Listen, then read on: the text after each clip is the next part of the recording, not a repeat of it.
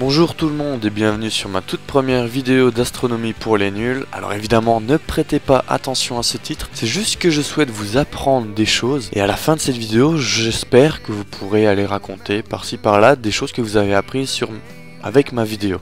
Et ça me ferait bien plaisir si vous me disiez si ça vous a si vous avez appris des choses ici. Alors aujourd'hui je vais tenter de vous expliquer le phénomène de supernova dans un langage extrêmement vulgarisé. Alors je vous dis déjà, je ne suis pas astronome, je ne suis pas physicien, mais je suis un grand fan, on peut appeler ça comme ça, de tout ce qui se passe dans le cosmos. Et grâce à internet, on peut avoir toutes ces informations gratuitement. Alors je vais probablement, je pense, faire des erreurs que les plus calés d'entre vous corrigeront sans hésiter. Pour ça les gars, je vous fais confiance. Alors parlons maintenant des supernovas. Ce sont des morts cataclysmiques d'étoiles extrêmement massives. On en a découvert actuellement deux types. Des supernovas 2 et les supernovas 1A.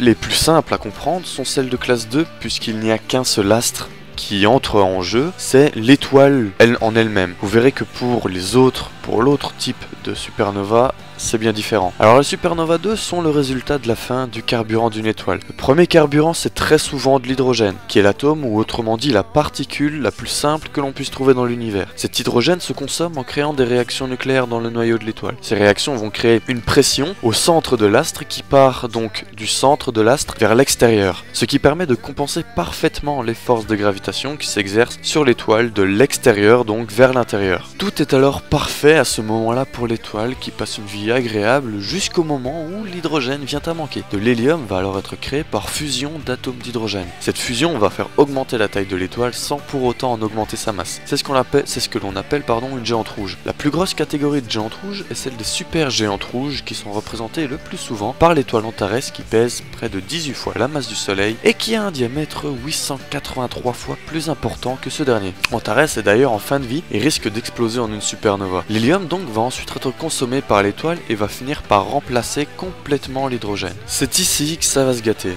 Lorsque l'hélium vient à manquer, les réactions qui sont dans le noyau de l'étoile ralentissent et vont faire donc diminuer la pression au centre de l'étoile. Mais le problème, c'est que, comme je vous l'ai expliqué précédemment, la pression au centre de l'étoile créée par les réactions nucléaires compense la pression extérieure de l'étoile. Mais puisque ces réactions ralentissent jusqu'à devenir parfois inexistantes, la pression de gravitation l'emporte sur celle des réactions nucléaires. C'est alors que l'étoile va s'écraser sur elle-même. C'est ce phénomène que l'on appelle l'effondrement gravitationnel. Alors les couches supérieures de l'étoile se rétractent très rapidement, et même beaucoup trop rapidement. En s'effondrant de cette manière, les couches supérieures vont créer de nouvelles réactions nucléaires près du noyau, ce qui va augmenter la pression au sein de l'étoile. Cette pression va être relâchée très rapidement en expulsant les couches supérieure de l'étoile. C'est ceci que l'on appelle une supernova 2. Alors cette explosion peut laisser deux types d'astres derrière elle, soit un trou noir, soit une étoile à neutrons. Alors ces deux phénomènes auront leur propre épisode. Alors il y a ensuite les supernovas de type 1A.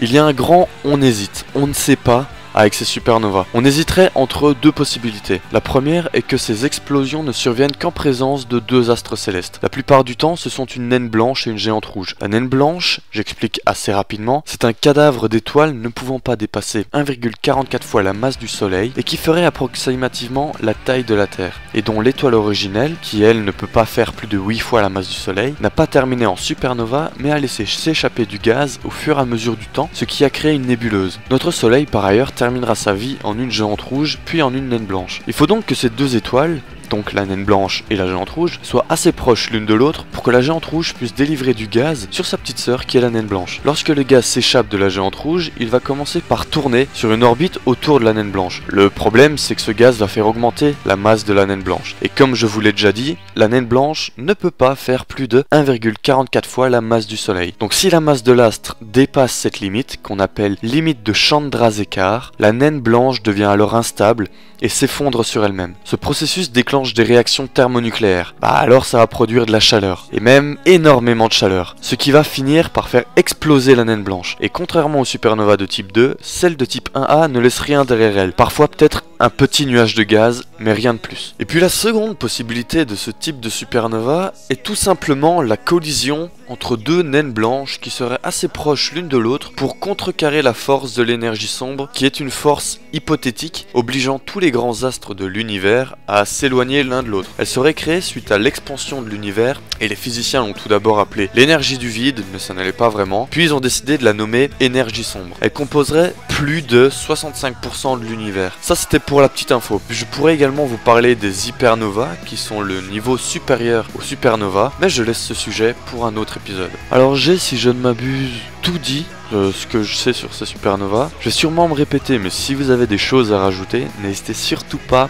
à les mettre dans les commentaires. Mais il faut évidemment que ce soit pas trop compliqué, puisque c'est de l'astronomie vulgarisée, même extrêmement vulgarisée. Si vous avez également des idées de sujets, faites-les moi partager. Vous êtes libre de faire ce que vous voulez. Alors si je vous ai appris également quelque chose, n'hésitez pas à me dire ce que vous avez pensé de cette vidéo, et à vous abonner si le cœur vous en dit. Allez, ciao les gars, et à la prochaine.